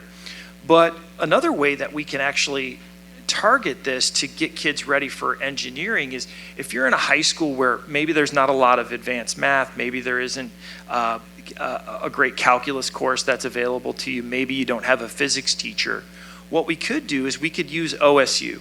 We can use OSU. We can use our university students to go in. We can pay them well to be tutors for students in high school. So maybe you have your student who's just there on the cusp. Maybe they could pursue it, but they're not there. They haven't had enough of the advanced math. We could send in the tutors to work with that individual to take a kid who's on the cusp and move them into the advanced math level and get them ready to pursue an engineering degree. So programmatically, I also think there's some really creative things we could do to increase this pool of potential engineering majors. So that ties back to what you started in your opening remarks, talking about the culture of education in Oklahoma. I think a lot of those elements that you spoke to do sort of feed into that idea. Family support, supporting teachers, recruiting teachers, incentives. And Representative Miller, you talked about the incentives, the courage to continue the charge, and then to expand the field of view to younger and younger kids so they see themselves in that future. Lieutenant Governor Pinnell, can you comment on that from where you sit? I guess sort of the culture piece, but in any of those elements that maybe fits into that. Sure. So Charlie Munger has got a great quote, show me the incentive and I'll show you the outcome. And so we got money right now, but it's not just about the money. I love high dosage tutoring. I love that we have $5 billion, thank you, Representative Miller, in our rainy day fund. But we have to stop for a second, bring the marketing department in on the conversation, right? Bring the MBA students in from OSU into the conversation. And we have to understand what motivates a kid to actually enter a STEM field. And I think that's why we talk about getting to kids as early as possible and sparking that interest, sparking that passion. But we have to understand what motivates your customer, so to speak, from an MBA perspective, of getting into the field. And listen, we can go down a rabbit trail too. States do this too. We're talking about the positives, but there's a lot of dumb incentives. I mean, there's no other way to say it. To be more diplomatic about it. You can put a bad incentive in place and get some very bad outcomes. And I think because in all of these panelists have talked about it, yes, we've done some good stuff, and we've probably created some legislation or walked back some legislation that has put us in a position of where we are today. So it is even more important that we do this right moving forward. But that's what I would say is show me that incentive, and I will show you the outcome. And I was, as I kind of teased earlier, I spent a lot of my time, telling the Oklahoma story, and created a website called liveinoKLA.com. This was a talent recruitment campaign that we created through the Oklahoma Department of Commerce, where we target cranky CEOs, and it's our boomerang campaign in the city of Dallas. We didn't have a campaign to really expand it much more than that, but it's a great pilot program since Dallas is full, right? There's 9 million people in the Dallas Metroplex area, and a lot of them want out. And we're a couple hours from one of those largest economies right now. So let's go talk to them about what we do have here, and the quality of life that we have here. You got to do that. You've got to show again those CEOs, show again our homegrown boys and girls that have maybe moved down there to make a little bit more money of really what that value proposition looks like today. Give them the calculator of how much more affordable it is to live here and raise a family here. I think that's got to be a part of this conversation when it comes to incentives. That incentive, we're showing them the incentives through this campaign, both, again, through a website and through a marketing effort in the Dallas Metroplex area, and it's working. It's working with us starting a conversation with a very talented Oklahoma State grad that moved to Dallas. And that's got to be part of the strategy as well. Thank you. So talking about incentives, what motivates the students initially, and then talking about recruiting, getting more folks here. So sure, if we align policy and priorities, then to me the next question also becomes, what do we do here within the state, particularly translating that across contexts, including rural and under-resourced communities. So let's build on that and shift to that kind of access. And for this next question, Kyla, I'd like you to start. And the question is, how do we ensure more consistent STEM opportunities across very different parts of the state? And what does a scalable model actually look like? Yeah, sure. I think it's really important to know a child cannot dream to be something they don't know exists, right? And that is every part of the state. And so we have a lot of unrecognized potential. We're kind of leaving it on the table by making sure we are limiting access to certain maths and sciences, especially in those rural communities. We don't know what those students could do, and we're not giving them the opportunity to show us or believe in themselves that they can do it. One of the things we've talked about at the Workforce Commission is career launch, and that is in elementary school, it's really simple. What do you like and what are you good at? Figuring out those two things. Your career lies somewhere in the middle of that, no matter who you are, where you are living. And so really robust career exploration. I've talked to hundreds of high school seniors over the last year, and what they tell me they are able to be in Oklahoma could be counted on my fingers and toes. It's 20 or so careers that come up every time I talk to them. The full breadth of what's available, even in our rural communities, kids don't know about because they only know what they see. And so a really structured program across all of our education systems, whether you're rural, you're in urban Tulsa, looks the same as far as understanding what's there. Making sure we have access to really try those careers. So it's not just that I look up a career on and I do a paper from a website. That doesn't spark anything within me. It's really getting to see, do, touch, feel. That's really what helps kids understand that I can be there. It's virtual reality experiences, those kind of learning experiences, putting yourself, envisioning yourself in an engineering space, being able to envision yourself in that science career helps all the time. I also say high schoolers should have the opportunity to do a paid work experience. They should get to show up at a job and see what it feels like to do that work. That's really inspiring. So that work-based learning component is always something that is really helpful. And when we talk about work-based learning, I always get the feedback from rural communities that say, what if I don't have employers that are willing to participate that? What if I don't have enough kids? The Workforce Commission is working on something called a work-based learning lab. And that's connecting student profiles. I'm a student, I get to put in, here's who I am, here's what I like to do, here's what I hope to learn. Employers are gonna put the opportunities up that they have, and we set the matchmaker in between those. And it's something like semester internships, year-long internships, or virtual and project-based internships. So if I'm sitting in rural Oklahoma, I may be doing an internship for a company in Oklahoma City. And I'm still getting that experience and that mentorship from that. I think those types of scalable options we have to have on the table and make sure it's available across systems. We have a lot of school districts in Oklahoma, and I know that that's something we have a lot of independence in that space, but also making sure we can support every kid in Oklahoma having the same opportunities.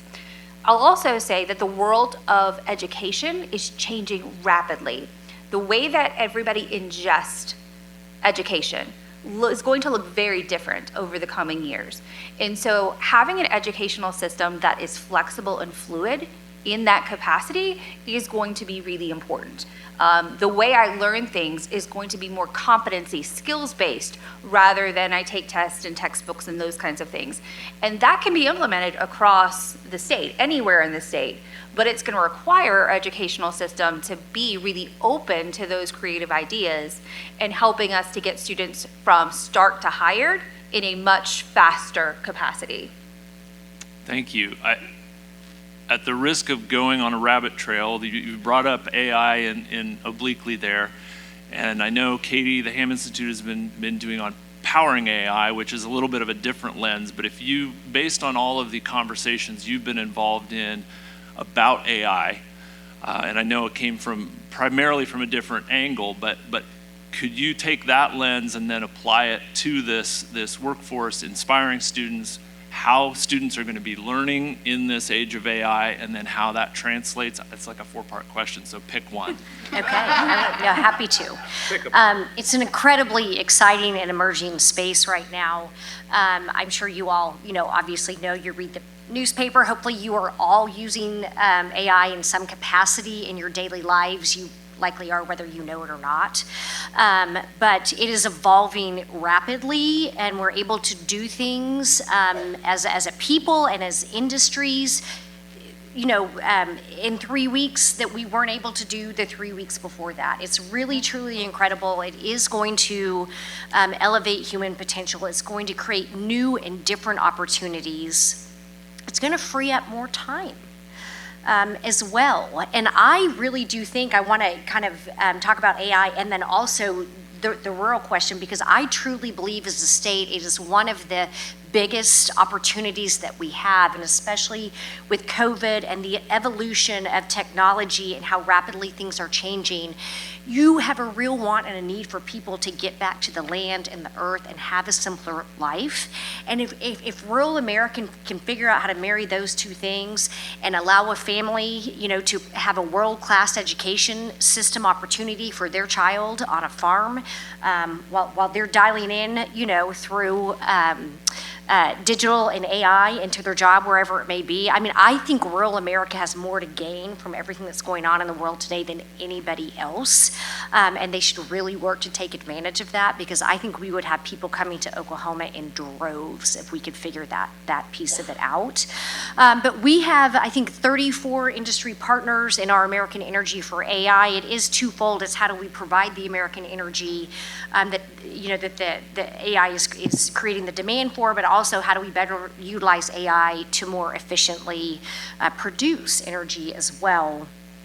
And so I think that, there is, so as I've said, just so much going on in the space, and it's going to create so many new opportunities. And working with our partners, there's a real need on the workforce front, because they don't have kids coming out that have AI know-how, and they need it. So AI upskilling is a huge and real thing that all of the industry partners are asking for, that we are working with. And it doesn't matter if it's, if you're hanging utility lines, if you're writing the code, and by the way, we don't need anyone to write code anymore because AI can do it now for us, but in the energy industry, really all the way across the line. So that is something that I think we're going to have to figure out in both the K-12 and the higher education system, to build in an AI component to education across that pipeline. Can I add something? I was just going to ask you to jump in on that, please. And I think it's a really good point, is that there's a lot of potential there, but there's also a lot of pitfalls. We have not figured out quite yet how to use AI in classrooms in ways that are going to be beneficial for students. So AI's here, we're rolling out, we're studying while it's being rolled out in many cases, and sometimes not even studying at all in some schools. But I think one of the real issues here is the productive struggle. Students need to be able to do their own work. They need to be able to grapple with their own thinking and writing. And a lot of that, if you talk to teachers right now, is not happening at all. And that is and at universities too, right? I'm a university professor. I've had to redo many of my assignments that I've had for years and say, oh, I can no longer do this. This assignment is no longer beneficial for students. So rethinking that in higher ed, I think we're starting to do that. We're a little behind, but we're way behind in the K-12 system. So I think, we really need to think about how are we using AI in ways that are actually augmenting learning, instead of having our students just kind of going in and say, hey, write my essay for me. Because I've talked with a lot of sort of tech companies over the past few months who are rolling out different educational products, and they approach this issue from a much different angle. They're like, wow, students will become more efficient. We'll have more time. Students won't have to worry about these things anymore. And in my head as an educator, I'm thinking, no, we actually need that struggle. We need students to take the time to learn how to do these things on their own. So I think that's a real concern. I don't know that we're working on navigating it, but we've got a long way to go.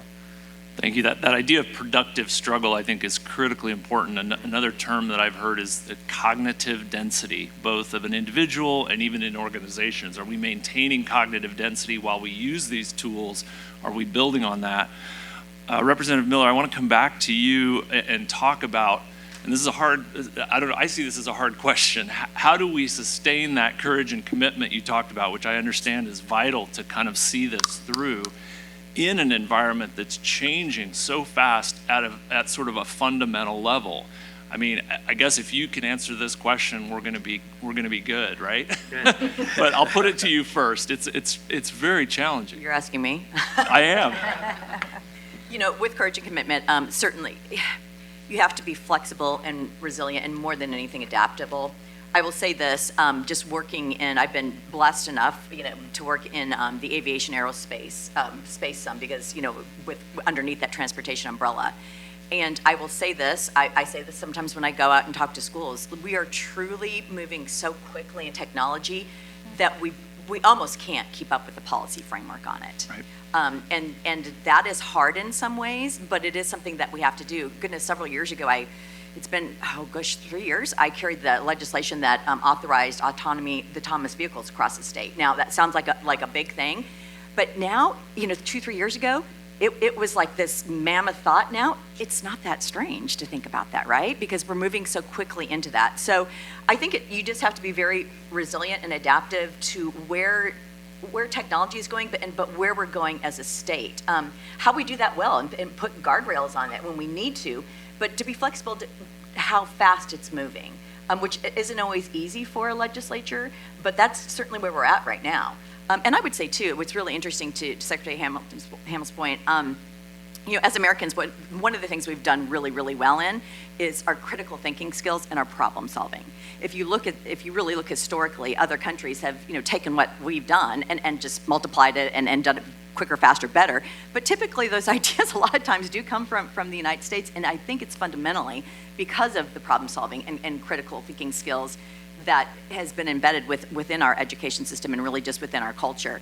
And I think you're exactly right, trying to balance that with the environment of education now and all the technology is a challenge. So we're certainly looking at things. I'm not the tip of the spear on some of this, but in education, we're looking at amounts of screen time and how long that should be and what that should look like in what capacity. So things like that we're just going to have to be adaptable and continue to adjust. I want to bring it back to the lens of industry partnerships. So we've gone down a number of different paths. I think it's all connected, and so we're not necessarily changing the discussion, but I do want to pull it back just for a second. Kyla, you talked about the work-based learning labs and all the things that you're working on to create those interactions. I wanted to just ask, and I think I'll start with you, Allyson. How do we move from one-off engagement between students and industry into sustained, effective partnerships between education and industry from your perspective, and then we can bring others into that question as well. Sure.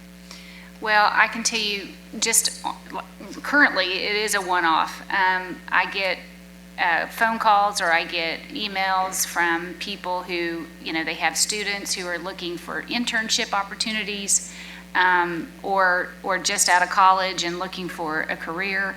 And I can tell you too, just from an organization that is very, very lean. I'm not even full-time.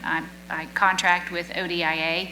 So figuring out opportunities for internships within our organization as well too, and how can we help facilitate that.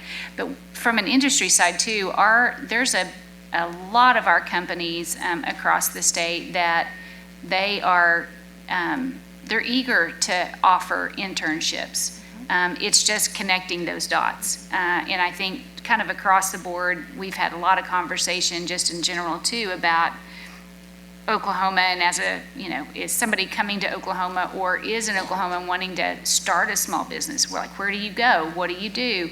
And having a front door that kind of guides you. There is a lot of stuff going on, and sometimes you got to know where to go and who to talk to, and you didn't even know that this over here existed.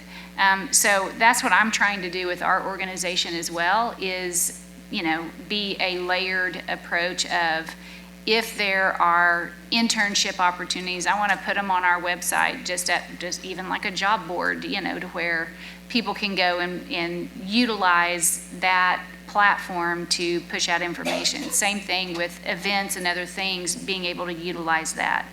I kind of going back to, though, on one of the other topics, I have a junior in high school right now. And I know for her, she'll be a senior next year, and that's part of what she's trying to do, is have a work, find a work placement for part of her schooling. And that, as a parent, is very difficult to try to figure this out. I don't have a clue. She hopefully is going to come to OSU. That's what she keeps talking about, that she wants to do, and wants to be an early intervention specialist. And so it's like, okay, well, maybe let's look and see if there, maybe the Children's Hospital in Bethany or somewhere where she could. But then maybe part of that conversation is from an industry side of like, okay, logistically, how do we manage having a student that might be under the age of 18 or 18 and offering those kind of opportunities? So. Yeah, well, real quick, I think there's a model specific to that right here in your all's backyard, and that is our Oklahoma Career Tech system, which is arguably, it's us and Georgia have two of the best career tech systems in the entire country.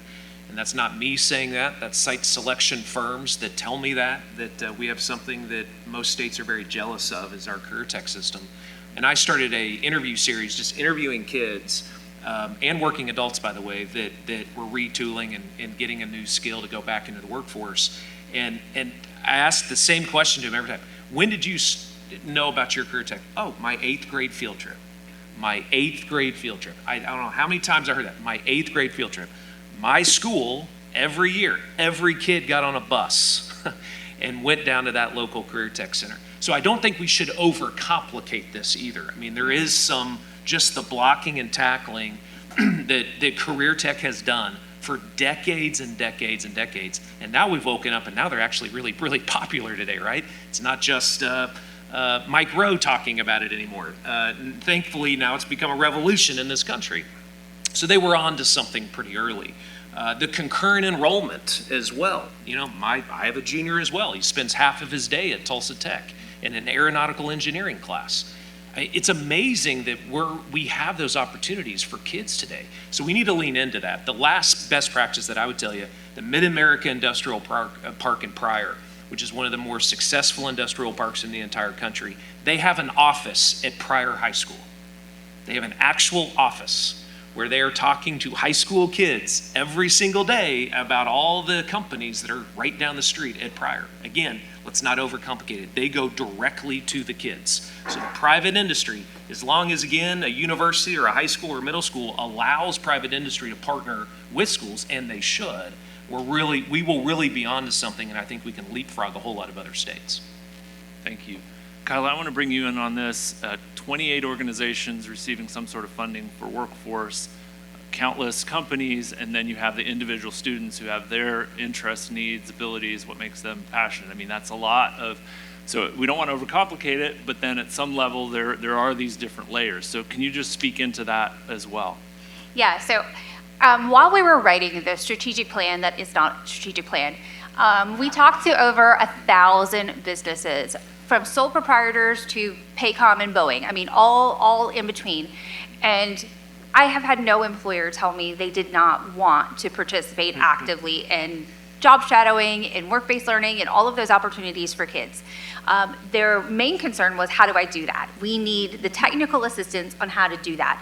And so that's where agencies like the Workforce Commission come in as an intermediary and figure that out for them, guide them through that process, because it is so important for them to have that exposure and that experience. But I will say, for everyone, we admit it, the workforce system is super complicated. I wish I had the graphic, but there, in addition to the 28 agencies that we have in Oklahoma, there are 67 federal agencies that also play a role in this. So well over 100 agencies that someone would have to navigate in order to understand the work that we do and know all of the intricacies of eligibility and what applies to what. And businesses have to navigate that system as well. So it's really a complicated process that we are trying to trim down and make as user-friendly and easy as possible. You're going to see us with a digital landscape where Oklahomans can come to one spot. You don't have to know 28 agencies, you have to know Oklahoma Opportunity Portal, that's it. We will ask you questions, and through an AI decision tree, spit out for you, here's your roadmap, here's all of the agencies that you need, here's where you're eligible, here's what's in your community. Same for business owners. They have a much different experience because they will be directed to those resources, trying to make it as easy as possible for folks. So that's one thing that we're trying to do. We also are trying to really figure out how to be more impactful with the systems that we have. One thing we're doing in Oklahoma that is, I think, not really a secret, but most people don't know yet, is we're completely redesigning our workforce system. Everyone may know about their workforce boards, and businesses tend to know about workforce boards in a limited capacity. That federal money comes in, it's there to support learners, it's there to support students, and it's there to support businesses. We're taking that and turning it on its head and giving businesses the opportunity to be in the driver's seat of those funds like they have never been anywhere else in the country. So instead of local workforce boards, we're pushing consortiums.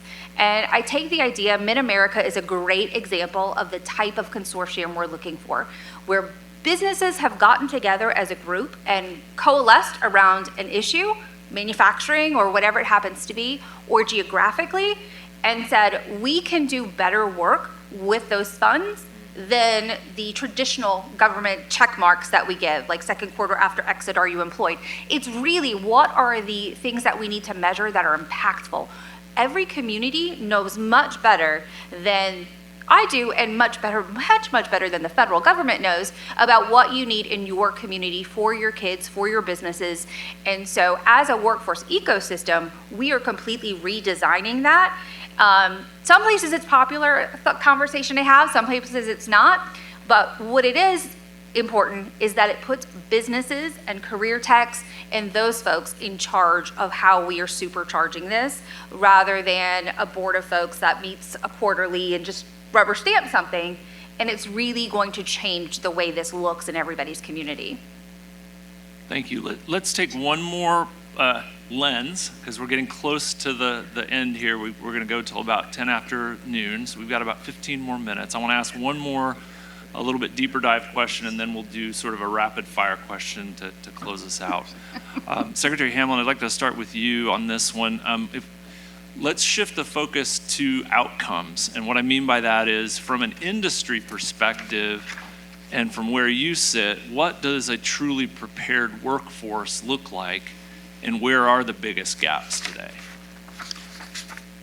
Well, I don't know if I could speak to the exact numbers, and I think that's something we've struggled with, because I believe we're one of 3 states in the whole country that doesn't have a unified longitudinal data system. Fortunately, I'm pleased to report that we're addressing that, and I think we're going to have one pretty soon. But I think, to answer the question you just posed, we would, to be able to answer it accurately, we would actually need to be able to track our folks across the life course so we could know the actual return on investment. And we just don't have a way of doing that right now. But again, I think we're going to be able to address that in the very near future, I think. And what that will help us to do is to say, if we're investing in a particular program early on, or we're investing in different types of career tech programs, which oftentimes require pretty significant capital investment, here's the return to the state on those programs. We just have not been able to do that. Right now, when we look at some of our career tech programs that we have, I mean, they look great. You can tour them. They look really impressive. Oftentimes, we'll see that students get positively placed, meaning they end up with a pretty good job, and it looks good, but we actually don't have the large-scale statewide data analysis where we could trace really, be able to accurately know what is, when we look at the investment that we've put in, here's what this has returned to the Oklahoma economy. We just don't know that yet. And Kyla, I'm going to bring it back to you because I know you've had experience in a number of different regional workforce systems. So in terms of that unified longitudinal data system, how big an impact does having that data, those data over a course of time have on being able to create the right systems to solve the right problems? Yeah, absolutely. Data is vitally important. Right now, we fund programs on gut feelings or really good relationships with our local legislators. And while that is impactful sometimes, that does not tell us what is working and what is not working. And so as we continue to collect the data, and other states do this very well, they can target that funding to what is going to supercharge their economic return. Because just to be honest about it, you do not have the same economic return on a Russian philosophy major as you would on an engineer, right? It's just very different. The same can be done at the career tech level. There are some pathways that have a much higher revenue cost for return to our overall GDP. And so we need to figure out as Oklahoma, if we have a limited pot of resources, what are those areas where we feel like we want to invest in? We're never going to tell anybody, you can't be a Russian philosopher. That's great. But if we are going to invest state money, we want to invest it where it's going to be the most impactful for us as a region. And that's what a lot of states get to do right now because they are tracking that. They're tracking much more information than we even collect. Because in Oklahoma, we collect the minimal amount of information about individuals, and that's just been a choice that we've made across the state. But the more data points that we have, the better and more quality those decisions actually become, so we can pinpoint that. And so that's also something, the Workforce Commission has something called WIRE, the Workforce Insights and Reporting Engine. And all of that economic data and that up-to-date data is available on our website for any Oklahoman that wants to look it up and figure that out. And we're putting agency data into that as well. So I think it should be something we all can take a look at and make those more informed choices, not just from a state perspective about what we are investing in, as parents on what we are guiding our child to become or what career fields we're looking at as a student. You can even look at that data and research yourself and make those choices. So that's vitally important that we are making them from an informed place. So Representative Miller, if you just speak to that perspective from a legislative standpoint, it seems to me that those data systems are a part of infrastructure at some level, but I know it's challenging to get things like that. They also have a bit of an abstraction sort of sense when it comes to spending money. So can you just speak to that challenge or maybe the path forward on things like the data that we've been talking about? Yeah, I think some of it is all of us just kind of getting used to that. Data is part of our lives. Like this is already here. It's not the easiest conversation to have, but it is the reality of where we're at in technology. And again, it just going so quickly. I think just continuing to share the story of this is why we need it, and here are the areas where we're not going to pull or harness data from you too, because I think that the unknown is what tends to be scary for all of us just as humans, and especially when you're making choices for 40,000 people. I always say I've got 40,000 bosses, and man, there's a lot of different thoughts across that spectrum of 40,000 people, right? And so I think it's just saying like this is where we're going, and here's what sometimes I say, and I don't know if it's the best, but it's the way that I can, I guess, best process it in my mind. This is going to happen anyway. It's either going to happen to us or it's going to happen by us in the right way for Oklahoma, and we're going to right size it for Oklahoma. So I think for me, it's some of that mentality and such. And I don't want to get too much off here, but just what we're talking about on the career tech system. Very anecdotally, I've seemed to have told a few anecdotal stories today, and I hope that they've been applicable, but there's we're moving so much into the economy of space. We could have an entire just panel on that. It's absolutely amazing. It used to be me and just a couple other legislators over babbling in the corner about the economy of space, and now people are like, maybe this is really happening here, and it's happening in a landlocked state in Oklahoma. Highly, highly fascinating. Long story short, there's a company that I've just been a very small group of us, Oklahoma Department of Aerospace and Aeronautics, we've been talking with, and I've been involved somewhat in those talks, a company by the name of Quantum, over on the East Coast. And what's really, really interesting is that they are truly, truly seriously looking to expand in Oklahoma. But one of the things that they say is unique to us, and one of the big selling points for them at this point, is the fact of our integration of our career tech systems, because as the CEO says, he's like, you know, what I need the most, do I need engineers? Absolutely, I need engineers. But what I really, really need is the mechanical technicians.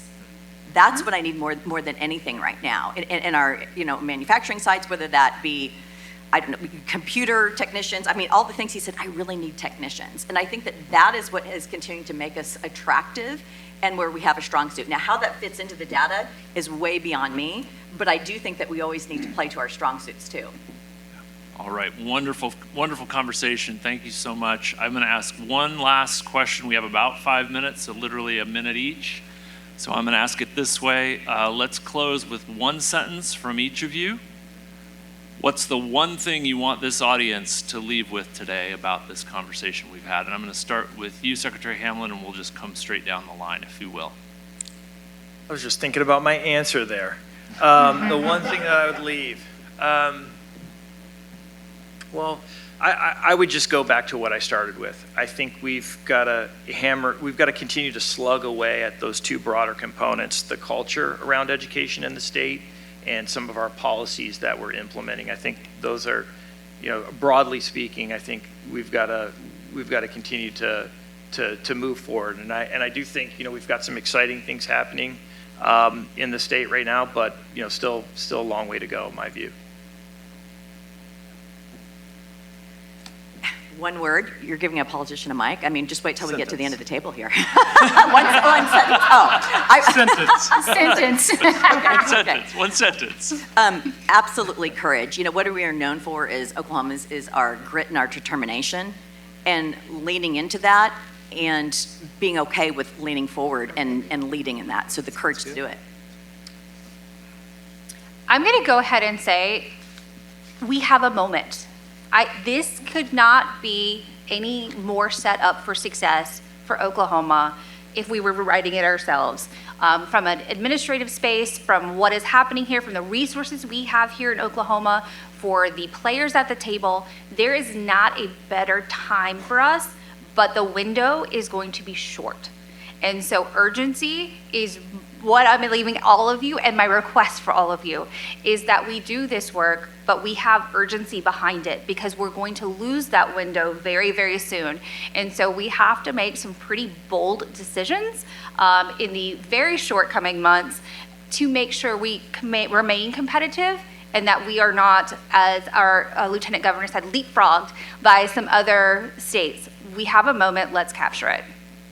I would say the same thing. We've got to embrace this opportunity and move forward with full force. I think we're seeing from industry major investments in the workforce space, larger than we've ever seen before. John Deere, Siemens, Caterpillar, all these folks. And we may not be able to bring all these businesses to Oklahoma, but you know what? We can train all of their workers here. That's a real opportunity that we need to be going after as a state, and I think that that's a big part of this as well. I will say from our industry perspective that, you know, as much of a technical knowledge that we're talking about, that what they are seeing is a lack of problem framing, communication, and ability to work across disciplines. So we want, you know, to emphasize that the students who can solve the problems and explain it clearly is the one who advances. So having the durable skills, having the technical skills, but then also being able to apply that knowledge in real world context under real constraints with the team. I mean, that's, you know, that's great that you can get it through a textbook, but it's the applied thing and it's the real world knowledge. And finally, just to say too that, you know, as we have all said, that AI is a tool. It's not a shortcut, it's a tool, but the students also need to know when it's wrong. They need to know when that output is not accurate and to keep pushing it and plugging it in. And so that's where that judgment has to be taught. So utilizing it as that. That's good. Understanding the why. Again, going back to what is understanding what is going to motivate moving people and increasing this pipeline. You know, we're here to talk about that pipeline. And for us to stop for a moment, and these type of events help us do that, of what are those motivations for us to, I think, yes, we do have a moment, we have incentives, we have resources, we're blessed today in this moment in time as a state, but understanding the why, I think is would be my takeaway and my question and my challenge to this audience. Well, that's wonderful. We've covered a lot of territory this morning. We've covered policy, access, industry partnerships, AI, outcomes. It's a complex problem, but it takes great minds to tackle it, and I think those minds are here on this panel. Thank you very much. What an excellent panel we have. Can you help me thank them?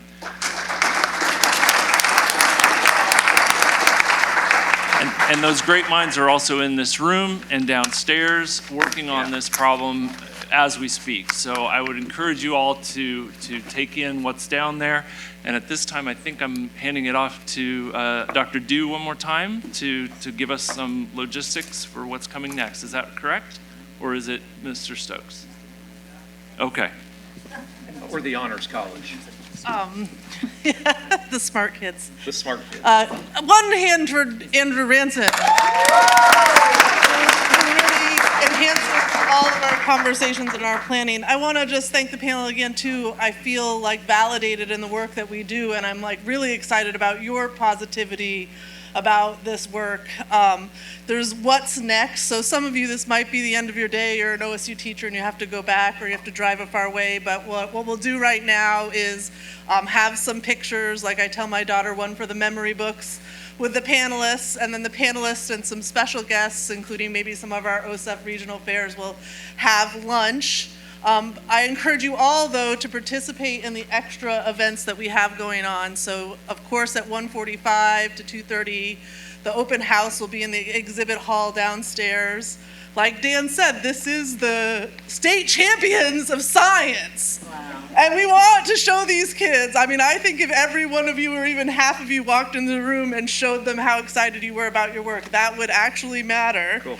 And so if you're figuring out what to do for lunch, you could go straight down Hall of Fame to Cane's, where if you mention the fair, they'll give us a little bit of dine and donate money. If you signed up for one of Jovette's tours of the CEAT Endeavor Lab, which is a state-of-the-art undergraduate research lab, one shift will leave at 1:40 outside of the East doors, and then there'll be another shift with the panelists at 2:45. And I think that's the plan.